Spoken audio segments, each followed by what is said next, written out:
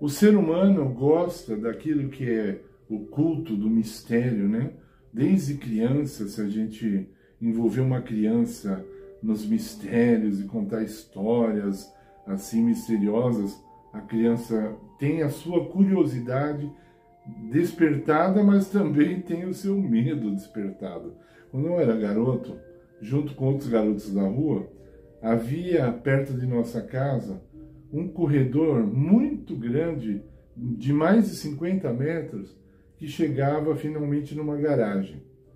E ele não tinha portão, o corredor, então nós entrávamos lá à noite, é lógico, apesar de ter uma iluminação razoável, nós andávamos até o fim do corredor, porque nós garantíamos que quando chegasse perto daquela garagem, a gente ia ver um fantasma, uma assombração, um espírito.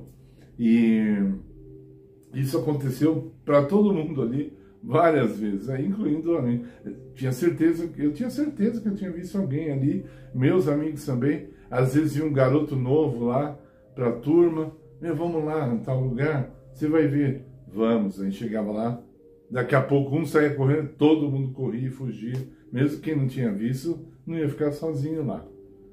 Então o ser humano gosta dessa coisa misteriosa, parece que dá alguma adrenalina, não sei.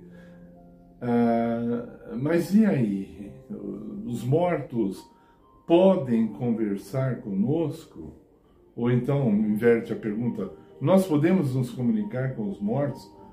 Bom, a Bíblia é bem clara em dizer que não. Em Deuteronômio, capítulo 18, Deus proíbe essa prática. Proíbe. Ele diz que não queria a necromancia entre o povo de Israel. As Bíblias modernas traduzem como não quer, até me fugiu a palavra agora, mas não quer comunicar, a mediunidade, desculpe, essa era a palavra que eu queria lembrar e deu um branco de repente. Deus proíbe a mediunidade, né? Está lá em Deuteronômio 18, pode começar a ler a partir do verso 12, né? Tem umas proibições da parte de Deus. Agora, como eu falei uma vez para uma pessoa espírita, bom, ela estava estudando a Bíblia comigo, falei assim, se Deus proíbe, então é possível comunicar-se com os mortos. Ela falou, então, porque ela já era espírita, né? Ela queria continuar lá. Eu falei, ele proíbe porque aparentemente é possível. Bom, a Bíblia é clara em dizer que Satanás se transforma até num anjo de luz quando ele quer. E a Bíblia é clara em dizer que esses supostos mortos que aparecem para a pessoa e se comunicam com as pessoas não passam de demônios. Não é um espírito dos mortos. São verdadeiros demônios. Se a pessoa, se você que está me ouvindo, tiver a coragem você passar por uma situação dessa, que é possível, se você tiver a coragem de apontar para esse suposto espírito de morto e falar assim, em nome de Jesus, se retira daqui, espírito mau, e você estiver em comunhão com Deus, aí você vai ver quem realmente é esse espírito. Eu já passei por isso várias vezes, e eu sei, há muitos anos, são demônios, isso não vem de Deus. Se você estiver vivendo uma vida de comunhão com Deus, especialmente uma vida de jejum e oração, uma vida em que você busca a presença de Deus sempre, você pode ter certeza, se você, por acaso, passar por uma situação dessa, vai ficar revelado para você, se você se apegar à Bíblia, vai ficar revelado para você que esses supostos espíritos dos mortos são demônios passando por eles, imitando a eles. Isso é ilusão de ótica causada pelos demônios, ok? Então você está sendo aqui iluminado por Deus com essa verdade. Se você rejeitar, você não tem mais desculpa, porque agora você sabe a verdade. Agora você sabe. E se você falar assim, mas e o Exu? E a Pombagira? Demônios, todos. Não são espíritos dos mortos, são demônios. E nós somos ensinados por Deus a rejeitar essas coisas. Quando nós vamos falar dos mortos, nós começamos lá em Gênesis 3, onde Deus diz para Adão: você é pó, e ao pó você voltará. Isso é a base do assunto da morte, é a base. Não, você não pode fugir da base. Esse texto indica, como muitos outros, eu só não vou citar, não é porque eu não conheço não. Eu conheço até de cor, mas não vou citar por causa do tempo do nosso vídeo. Eu ainda espero encontrar com vocês, ou eu vou fazer uma live pelo menos, e nós vamos falar sobre esses assuntos. E aí não vai ter limite de tempo. Mas a Bíblia é clara em dizer: o ser humano tem que ter um corpo para ele viver. Eclesiastes capítulo 3 diz: como morre um homem, da mesma forma que morre um animal. Os dois são pó, e os dois ao morrer voltam ao pó. Você não pode deturpar um texto enorme desse. Eclesiastes 9, verso 5. Os mortos não sabem de coisa alguma. Como que eles vão se comunicar com você? Eles não sabem de coisa alguma. Depois, Deus diz, com respeito à vida, né? Você vai perguntar a Deus e não aos mortos, né? Deus fala assim: você vai pedir conselhos para os mortos ou para um Deus que está vivo? Ok? Então, essa mentira, ela é a principal de Satanás. Já falei sobre isso, mas tenho que repetir, porque tem novos inscritos no canal, graças a Deus. Quando Satanás foi enganar a Eva, ele escolheu apenas uma mentira. A mentira favorita dele. A mentira que poderia deixar enredada a mulher. Então ele falou para Eva assim: Deus falou que vocês vão morrer, certamente não morrereis. Então, em Gênesis, você tem duas opções. A palavra de Deus, no capítulo 2, diz: certamente morrereis, se vocês transgredirem os meus mandamentos. E no capítulo 3, vemos a serpente falando: certamente não morrereis.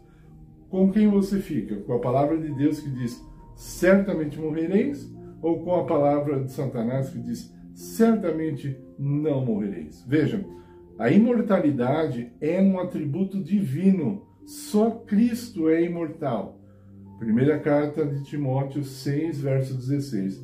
Ele é o único que possui a imortalidade. Único. Como que você pode deturpar um texto desse e querer você agasalhar uma ideia mentirosa e satânica? Aí você pode dizer: mas Jesus prometeu a vida eterna. Quantas vezes ele prometeu a vida eterna após a ressurreição do corpo? Após.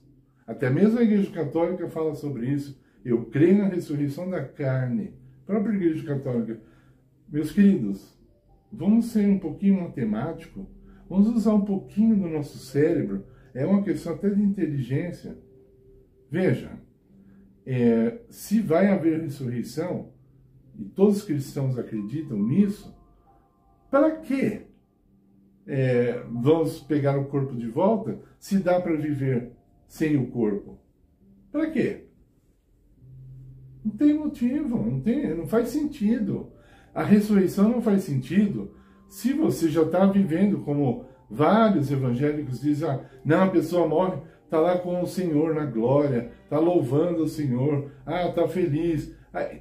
E para que ela vai receber o corpo de volta? Se dá para viver sem o corpo? Veja, não faz o mínimo de sentido. Isso precisa apenas um minuto de reflexão. Um minuto para usar o cérebro. E pronto. Entendeu? Então, até cientificamente, todo mundo sabe, as nossas memórias estão armazenadas em nosso cérebro. Se você tira o cérebro de uma pessoa, ela morre, ela deixa de existir. Acabou a informação. Não é verdade? Aí fala: não, a pessoa está louvando ao Senhor lá na glória sem língua. Como que ela consegue louvar a Deus sem língua? Porque a língua foi para a sepultura. Ela louva em espírito. O espírito consegue falar? Então por que o mudo não fala? Por que se você cortar a corda vocal de uma pessoa, ela não fala mais? Se o espírito consegue falar. Como é que o cego não consegue enxergar? Se o espírito consegue? Vocês estão entendendo? Satanás, ele é mentiroso, mas as mentiras dele podem ser detectadas. É mentira. Nós não podemos viver sem o corpo. E é por isso que em vários textos como 1 Coríntios, capítulo 15, o livro inteiro, o capítulo inteiro, Paulo fala, nós vamos receber um novo corpo. Esse corpo aqui que se corrompe, nós vamos receber um corpo que não se corrompe. Um corpo glorioso. Ok? Então nós vamos ganhar um novo corpo na hora da ressurreição. Não agora, na hora da ressurreição. Nós vamos para a glória? Não agora, no dia da ressurreição. Ok? Então, isso não surgiu da minha cabeça. Isso é bíblico. Basta estudar a Bíblia com um pouquinho de cuidado e você vai receber isso, vai perceber isso. Então, essa questão de se comunicar com os mortos, você não acha um texto na Bíblia em que um homem de Deus se comunicou com os mortos. Nós vemos em 1 Samuel, capítulo 28, depois que ele foi completamente rejeitado por Deus, o rei Saul recorreu a uma feiticeira para que ele pudesse se comunicar com o morto. E ali está cheio de detalhes, mostrando que não era o profeta Samuel que estava ali, era Satanás. Vários, por exemplo, a mulher falou assim, eu estou vendo um espírito subindo da terra. Né? Então, se o espírito vai para o céu, por que ele estava subindo da terra? Esse é um dos detalhes. Outro detalhe, a Bíblia diz assim, entendendo Saul, que era o profeta Samuel, se comunicou com ele. Entendendo Saul. E mesmo o próprio Saul nem viu nada, viu? Mesmo ele afastado de Deus, o diabo não conseguiu aparecer para ele ali naquela reunião espírita. E aí ainda Samuel diz assim, olha, você vai morrer amanhã e você estará comigo. Onde? Onde que Samuel e Saul receberiam a mesma herança? Samuel foi um dos homens mais consagrados a Deus na Bíblia. Como é que Saul ia para o mesmo lugar que ele? Não é lógico que não. Aliás, isso é uma outra coisa importante. Muitas pessoas falam, minha mãezinha morreu, que Deus a tenha lá em bom lugar. Se a sua mãezinha não gostava de ficar com Deus aqui na terra, por que agora, quando ela morreu, ela gostaria de estar com Deus?